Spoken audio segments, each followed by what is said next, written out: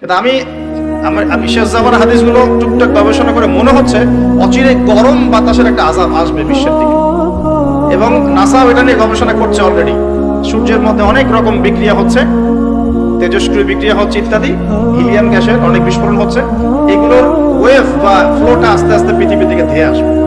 নবীজি বলেছেন ফালিয়ারতাকিবু ইনদা যালিকা রিহান হামরা। এই রিহান হামরা কথাটা এই হাদিসের মধ্যে আছে, তিরমিজির 2211 নম্বর হাদিসে এটা আছে। গরম বাতাস ধেয়ে আসবে পৃথিবীর দিকে, গরম বাতাসের আযাব, গরম বাতাসের আযাব আসবে। ওয়া জালজালা, এবং ভূমিকম্প। অন্য হাদিসে আসছে সানাওয়াতু জালাজিল, ভূমিকম্পের বছরগুলো। আর আসছে মুতালুন শাদীদ, বড় মহামারী। আর খাসফুন মানে যে জমিন ধসে যাওয়া, মাসখান মানে চেহারা আকৃতি বিকৃত হয়ে যাবে। আর কযফান একটা আছে, কযফান মানে পাথরের বৃষ্টি বর্ষিত হবে। এই আযাবগুলো কখন আসে? এই পাপগুলোতে মানুষ যখন লিপ্ত হয়। আর আমাকে বলেন দেখি, এই পাপগুলোতে আমরা কম বেশি লিপ্ত আছে কিনা? আর বড় বড় বস্তুবাদী শহরগুলোতে এই পাপগুলো বেশি না? এখানে মানুষ ওই হাদিসের উপর আমল করছে। এখন কোন হাদিস? নবী সাল্লাল্লাহু আলাইহি ওয়াসাল্লামের ইন্তেকালের 80 থেকে 85 দিন আগে একটা হাদিস তিনি বলে গেছেন, একদম শেষের দিকে, জীবনের শেষের দিকে। ওই হাদিসটাকে বলে হাদিসে জিবরিল। কি বলে? নবীজিকে জিবরাইল আলাইহিস সালাম মানুষের রূপ ধরে এসে জিজ্ঞাসা করেছিলেন যে কিয়ামত কবে হবে। নবীজিকে জিবরাইল আলাইহিস সালাম মানুষের রূপ ধরে সবার সামনে জনসমক্ষে এসে জিজ্ঞাসা করেছেন কিয়ামত কবে হবে। নবীজি বলছেন মাত্র দুটো আলামত বলেছেন। কয়টা ভাই? দুইটা। একটা হচ্ছে আনতালিদাল আমাতু রাব্বাতুহা, দেখবে যখন দাসী মনিবকে জন্ম দিচ্ছে। দাসী মনিবকে জন্ম দিচ্ছে মানে কি? সমাজের ন্যায় অন্যায়, হক বাতিল, হালাল হারাম, এই যে মানদণ্ড সব উল্টে যাবে। হালাল হবে হারাম, হারাম হবে হালাল, ন্যায় হবে অন্যায়, অন্যায় হবে ন্যায়, হক হবে বাতিল, বাতিল হবে হক, জায়েজ নাজায়েজ, নাজায়েজ জায়েজ। হ্যাঁ, মানুষ এই মানদণ্ড চেঞ্জ করে না এখন। বুঝতে পারছেন না মনে হয়? এখন সমাজে সত্য মিথ্যা, ন্যায় অন্যায়ের মানদণ্ড কি কোরআন সুন্নাহ এখনো টিকে আছে? এখন মানুষ নিজে যেটা ন্যায় মনে করে সেটাই ন্যায়, নিজে যেটাকে অন্যায় মনে করে সেটা অন্যায়, নিজে যেটাকে ভালো মনে করে সেটা ভালো, নিজে যেটাকে খারাপ মনে করে সেটা খারাপ। আল্লাহ যেটাকে হালাল করে দিয়েছেন মানুষ হারাম করে নিচ্ছে, আল্লাহ হারাম করে দিয়েছেন মানুষকে হালাল করে নিচ্ছে। হচ্ছে কিনা এগুলা? এই যুগ চলে আসে নাই যে দাসী মনিবকে জন্ম দিচ্ছে না? মানে মানদণ্ড উল্টে গেছে। আমার কথা কি বুঝতে পারেন? মানদণ্ড উল্টে গেছে। জিনিস ভালো মন্দের, ন্যায় অন্যায়, হক বাতিলের মানদণ্ড উল্টে গেছে। বলেন তো সত্য মিথ্যার মানদণ্ড কি? আমার বুদ্ধি না আল্লাহর ওহী? কোনটা? সত্য মিথ্যা, ন্যায় অন্যায়, হক বাতিলের চূড়ান্ত মানদণ্ড কি? আমার বুদ্ধি নাকি আল্লাহ পাকের কোরআন সুন্নাহ? কোনটা? কিন্তু সমাজে কি সেটাই বাস্তবায়িত আছে? 100%? 50%ও কি আছে? তো এই সমস্যাটা কি চলছে কিনা? তার মানে কি আমাদের এই বড় আলামতটা আমরা দেখছি কিনা? দেখছি। গেল দুই নাম্বারটা নবী বলছেন আনতারাল হুফাতাল উরাতাল আলাতা রিয়া আশাই ইয়াতাতাওয়ালুনা ফিল বুনিয়ান। নবীজি বলছেন যখন দেখা যাবে সমাজের সবচেয়ে দরিদ্র শ্রেণীর মানুষ, স্যান্ডেল কেনার টাকা ছিল না, কাপড় পরার টাকা ছিল না, এই শ্রেণীর মানুষ রাখাল মানে গরু ছাগল চড়াতো, এই শ্রেণীর মানুষ উঁচু উঁচু অট্টালিকা নির্মাণের প্রতিযোগিতা করবে। ভালো করে বোঝেন, নবীজি বলছেন না ধনীরা, সমাজের ধনীরা অট্টালিকা নির্মাণের প্রতিযোগিতা করবে। নবীজি এই কথা বলছেন না হাদিসে। নবীজি বলছেন সবচেয়ে দরিদ্র শ্রেণীর মানুষ, রাখাল শ্রেণীর মানুষ, স্যান্ডেল নাই, গায়ে জামা নাই, এরা উঁচু উঁচু অট্টালিকা নির্মাণের প্রতিযোগিতা করবে। করছে কিনা? কিভাবে সম্ভব এই শ্রেণীর মানুষের অট্টালিকা নির্মাণ না, নির্মাণের কম্পিটিশন করা কিভাবে সম্ভব? 1, সুদের মধ্য দিয়ে, 2, করাপশন দুর্নীতির মধ্য দিয়ে, 3, অন্যের সম্পদ আত্মসাৎ করার মধ্য দিয়ে। এই সমস্যাগুলো চলছে কিনা সমাজে? এরাই যখন 10-20 তলা বিল্ডিং উঠাবে তখন তো আর মানুষকে মানুষই মনে করবে না। বুঝতে পারছেন না মনে হয়? এদের তো কোনো পড়াশোনা নাই, কোনো ব্যক্তিত্ব নাই, কোনো দ্বীনি ইলম নাই, রুচিবোধ নাই, কালচার না, সামাজিক না, এ তো মানে অসামাজিক। এরা যখন, এদের হাতে যখন আপনি সম্পদ চলে যাবে, এরা তো সাধারণ মানুষকে মানুষই মনে করবে না, গরিব মানুষকে এরা কিছুই মনে করবে না, ও মনে করবে আমি সবকিছু। আমরা দেখেছি যার একটা বাড়ি আছে ঢাকায়, মানুষকে মানুষই মনে করে না, মানুষকে মানুষই মনে করে না, যে মনে করে আমি আমি শহরের মালিক। হ্যাঁ, কি একটা অবস্থা মানুষের মধ্যে, যে কি অহংকার, কি আত্ম অহংকার, এই দালান করার যে অহংকার, এই সমস্যাগুলো হলে আল্লাহ ভূমিকম্পতে ধসায় দিবেন না? দেখেন নাই কয়দিন আগে কি হলো? গতকালকে যে কোটিপতি ছিল তার পরের দিন রুটি নিয়ে দাঁড়ায় আছে। গতকালকে আইসক্রিম বিক্রি করেছে নাচানাচি করে, তারপরের দিন বসে আছে, কিচ্ছু নাই। আল্লাহ পাক এই পাপগুলো দেখে সবর করেছেন, ধৈর্য ধরেছেন। ধৈর্য ধরে এক সময় যখন আল্লাহ পাকের আযাব চলে আসছে, একবারে সব সমল উৎপাদিত করে দিচ্ছে। আমরা তো কারো দুঃখে খুশি না, বরং এগুলো সারা দুনিয়ার মুসলমানদের জন্য শিক্ষা। সারা দুনিয়ার মুসলমান যে যেখানে আছি, আমাদের সবার জন্য এটা শিক্ষা। যদি এই পাপগুলোতে আমরা লিপ্ত হই, আল্লাহ পাক ছাড় দিলেও ছাড়বেন না। আল্লাহ পাক ছাড় দিবেন কিন্তু ছাড়বেন না। মানুষের মধ্যে এখন সম্পদের যে অহমিকা, গরিব মানুষকে মানুষই মনে করে না, খেটে খাওয়া মানুষকে মানুষই মনে করে না। রিক্সাওয়ালা, যারা নিম্নবিত্ত, নিম্ন মধ্যবিত্ত, চা বিক্রি করে, পানের দোকান করে, হালাল খায়, কৃষক, এই মানুষগুলোকে এখন বড় লোকরা মানুষই মনে করে না। যাকাত তো দেয়ই না, যাকাত তো তার উপরে ছিল ফরজ, ওই যাকাত তো দেয়ই না যে এই খাবার তার কাছে পৌঁছাবে। উল্টা কিভাবে তাদের সম্পদ লুটে লুটে খাওয়া দেয় সেই। আবার নিলাম দিলেও যে কত শর্ত, বাপরে বাপ। তো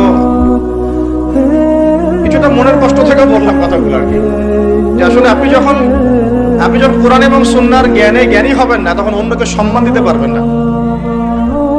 আমরা বড় বড় স্লোগান দিই যে অমুক অমুকের সেবক, অমুক অমুকের সেবক। আসলে সেবা সত্যিকার অর্থে করছি? আল্লাহ পাক তার রাসূলের মাধ্যমে জানিয়েছেন, এই হাদিসটা একটু শুনেন তারপর সামনে যাই। আল্লাহ পাক তার রাসূলের মাধ্যমে আমাদেরকে জানিয়েছেন, শোনো, আলা কুল্লুকুম রাইন, তোমাদের প্রত্যেকে হচ্ছে দায়িত্বশীল। তোমাদের প্রত্যেকেই দায়িত্বশীল। কেউ পরিবারের দায়িত্বশীল, কেউ ব্যবসা প্রতিষ্ঠানের দায়িত্বশীল, কেউ তোমার চাকরি প্রতিষ্ঠানের দায়িত্বশীল, কেউ সামাজিক দায়িত্বে আছো, কেউ প্রশাসনে, কেউ পররাষ্ট্র ইত্যাদি। তোমাদের প্রত্যেকেই দায়িত্বশীল। কুল্লুকুম রাইন ওয়া কুল্লুকুম মাসউলুন আন রাইয়াতি, এবং তোমাদের প্রত্যেককে যার যার দায়িত্ব সম্পর্কে আল্লাহ কিয়ামতের মাঠে জিজ্ঞাসা করবে। আমরা কি উত্তর দেওয়ার জন্য প্রস্তুত আছি ভাই? সবার আগে আমি দেখি, আমি আমার উপর দায়িত্বশীল না? মনে করেন আমি বা আমাদের মতো যারা আছেন, যারা দায়ী আল্লাহ, আলেম ওলামা, যারা উম্মার জন্য ভালো চিন্তা করেন, জনগণকে পথ দেখানোর চেষ্টা করেন, তাদের উপর সবচেয়ে বড় আমানত হচ্ছে কোরআন এবং হাদিস। তাদের উপর সবচেয়ে বড় আমানতটা কি? কোরআন এবং সুন্নাহ, এই জ্ঞানটাকে সত্যটাকে স্পষ্ট করে দেওয়া, এটার আলোকে সত্য মিথ্যাকে স্পষ্ট করে দেয়া। কতজন মানুষ এই কাজটা করতেছে? রিজিক, টাকা পয়সা, উন্নয়ন সবকিছু আল্লাহ পাকে দিবে ইনশাআল্লাহ। আল্লাহ দিবেন না? ইসলাম পন্থীদের হাতেই সবচেয়ে বেশি রিজিক থাকবে ইনশাআল্লাহ। ইসলাম পন্থীদের হাতেই সবচেয়ে বেশি সচ্ছলতা থাকবে ইনশাআল্লাহ। আর আগামীতে যে দিন আসতে যাচ্ছে, যে অর্থনৈতিক সংকটময় বিশ্ব আসতে যাচ্ছে, এই সময় যে কোরআন সুন্নাহর আলোকে ইকোনমিক্স ঢেলে সাজাবে, সেই পার পাবে, অন্য কেউ পার পাবে না। বিশ্বাস করছেন না? দেখে নিয়ে, যাকাত যদি এখনো চালু না হয়, তাহলে গরিব মানুষের পেটে এবার লাথি মারা হবে সামনে। দেখে নিয়ে, যাকাত চালু করতে হবে। খালি কোটি কোটি টাকা প্রতি মাসে মাসে কামাই করব, যাকাত দিব না, এটা বাদ দিয়ে দেন। যাকাত যে দিবে না সেও বিপদে পড়বে, যাকাত যাকে দেয়া হবে না তারও অর্থনৈতিক মন্দা শুরু হয়ে যাবে। যাকাত আল্লাহ পাক দিয়েছেন কোরআনের অর্থনীতি মানে যাকাত। কোরআনের অর্থনীতি মানে ব্যবসা, কোরআনের অর্থনীতি মানে সাদাকা, কোরআনের অর্থনীতি মানে কৃষিভিত্তিক অর্থনীতি। এই পুরো বিষয়গুলোর মধ্যে সারা বিশ্বের অর্থনীতি পড়ে যায়। কিন্তু এখন আমরা এগুলো সব না হলেও অনেকগুলো অংশ সরিয়ে দিয়ে সুদ চালু করে এটা দিয়ে খাচ্ছি। সুদের পরিণাম ধ্বংস হবেই হবে, আজ হোক আর কাল হোক, সুদ ধ্বংস হবেই। সারা দুনিয়া এখন দেখছে যে সুদ কিভাবে ধ্বংস হয়। সারা দুনিয়া এখন দেখছে সুদ কিভাবে ধ্বংস হবে। মনে রাখবেন, এর ফলে শুধু এক শ্রেণীর মানুষই লাভবান হবে। কোন শ্রেণী? যারা বুর্জোয়া শ্রেণী, যারা পুঁজিবাদী শ্রেণী, যারা ধনিক শ্রেণী, যাদের হাতে সম্পত্তি কুণ্ঠিগত থাকবে, এরা হয়তো পার পেয়ে যাবে এই দুনিয়াতে। কিন্তু মধ্যবিত্ত শ্রেণী আর নিম্ন মধ্যবিত্ত শ্রেণীর জীবনে এমন দুর্ভোগ নেমে আসবে সামনে, দেখে নিন কি হয়। সুদের পরিণতি হচ্ছে ধ্বংস। সুদের পরিণতি মানেই ধ্বংস। সুদ যখন চালু হবে, তখন আল্লাহ পাক কোরআনে বলছেন, যে ব্যক্তি সুদ খেলো সে যেন আমার এবং আমার নবীর সাথে যুদ্ধ করলো। একটা বলি তাহলে বুঝবেন। সূরা বাকারায় 200 সম্ভবত 79-80 এই আয়াতগুলো থেকে আছে, 79-81। আল্লাহ পাক বলেন, ইয়া আইয়ুহাল্লাযীনা আমানু, হে মুমিনগণ, ইত্তাকুল্লাহ, তোমরা আল্লাহকে ভয় করো। আল্লাহর কথা সহজ না? তোমরা আল্লাহকে ভয় করো। ওয়াযারু মা বাকিয়া মিনার রিবা, সুদ ছেড়ে দাও, সুদের অবশিষ্ট অংশ ছেড়ে দাও, মানে সুদ ছেড়ে দাও। ওয়া ইল্লাম তাফআলু, যদি তোমরা সুদ না ছাড়ো, ফাআযানু বিহারবিন মিনাল্লাহি ওয়া রাসূলিহি, তাহলে আল্লাহ এবং তার রাসূলের সাথে যুদ্ধের ঘোষণা শুনে নাও। কার কথা এটা? আমি বানিয়ে বললাম? আপনার কিতাব, এই কিতাব আপনার বাসায় নাই? আপনি কি এই কিতাবের জন্য জীবন দিতে চান না? যখন এই কিতাবকে কেউ অবমাননা করে, আপনার তো গা জ্বলে, হৃদয় রক্তক্ষরণ হয়। আপনি কি সূরা ফাতিহার মধ্যে আল্লাহ যা বলেছেন তাকে বুঝতে পারলেন? এই যে আয়াত একটা তেলাওয়াত করলাম, আপনি পড়তে পারলেন, ইয়া আইয়ুহাল্লাযীনা আমানু তাকুল্লাহা ওয়া যারু মা বাকিয়া মিনার রিবা ইন কুনতুম মুমিনিন ওয়া ইন লাম তাফআলু ফাআযানু বিহারবিন মিনাল্লাহি ওয়া রাসূলিহি। আপনি কি কিছু বুঝলেন? তেলাওয়াত করলেন, প্রত্যেক হরফে 10 নেকি হলো, আপনার আমলনামায় প্রত্যেক হরফে 10 নেকি হলো, ঠিক আছে, বুঝলাম, মানলাম। কিন্তু এই আয়াত যে আপনি বুঝতে পারলেন না। এখন আমি যদি বলে দেই আয়াতের অর্থটা এমন, হে মুমিনগণ, আল্লাহকে ভয় করো, সুদ ছেড়ে দাও, যদি না ছাড়ো আল্লাহ এবং তার রাসূলের সাথে যুদ্ধের ঘোষণা শুনে নাও। এবার কি কিছু বুঝতে পারলেন? বুঝতে পারেন নাই? তাহলে অর্থের দরকার নাই ভাই।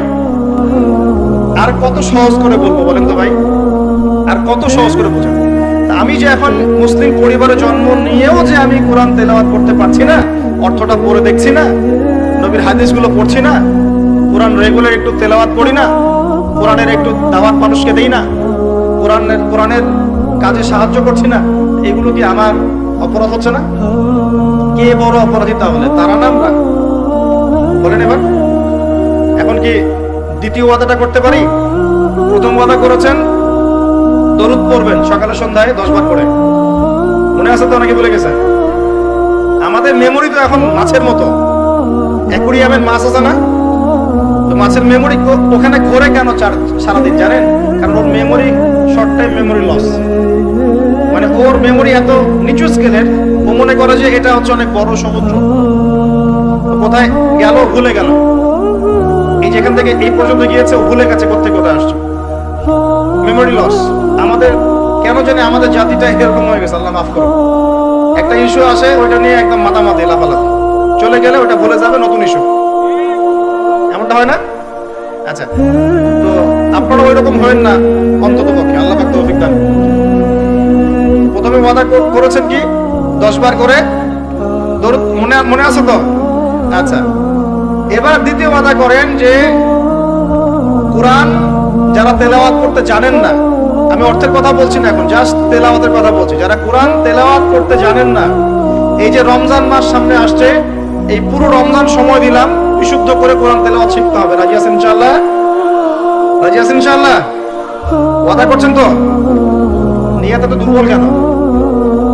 নিয়াত এত দুর্বল কেন? কোরআন তেলাওয়াত শিখতে কি কষ্ট হবে খুব? এটা তেলাওয়াত শেখাটা কি অযথা হবে? কাজে দিবে? কোরআন যে তেলাওয়াত করতে জানে না, কোরআন কি তার পক্ষে সাক্ষী দিবে না বিপক্ষে সাক্ষী দিবে? আর কোরআন যার বিপক্ষে সাক্ষী দিবে সে কি জান্নাতে যাবে? কি মনে হয়, জান্নাতে যাবে?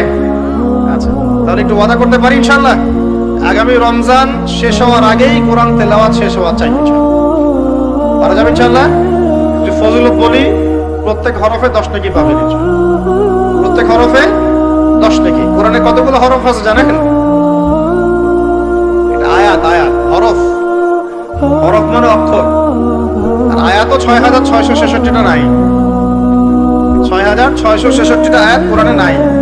বাসায় কি গুনে দেখেন, কোরআনে আয়াত আছে 6234টা। 6000